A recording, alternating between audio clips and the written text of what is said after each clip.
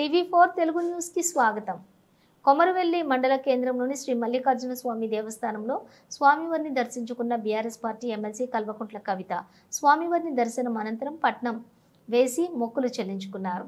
ఈ సందర్భంగా ఎమ్మెల్సీ కవిత మాట్లాడుతూ ఈ రోజు కొమరవెల్లి మల్లన్న స్వామిని దర్శించుకోవటం చాలా సంతోషంగా ఉన్నదని, రాష్ట్రంలో ప్రజలందరూ కూడా సుఖ సంతోషాలతో ఉండాలని కోరుకున్నానని, అలాగే కాంగ్రెస్ పార్టీ ఇచ్చిన 6 గ్యారెంటీలను మరిచి ప్రజలను మోసం చేస్తుందని, ఇకనైనా కాంగ్రెస్ పార్టీ బుద్ధి తెచ్చుకొని ప్రజలకు ఇచ్చిన హామీలను నెరవేర్చాలని డిమాండ్ చేశారు. రైతులు నీరు రాక పంటలు ఎండిపోతూ రైతులు ఆత్మహత్యలు చేసుకుంటుంటే ప్రభుత్వం పట్టించుకోకపోవడం చాలా దుర్మార్గమని అన్నారు.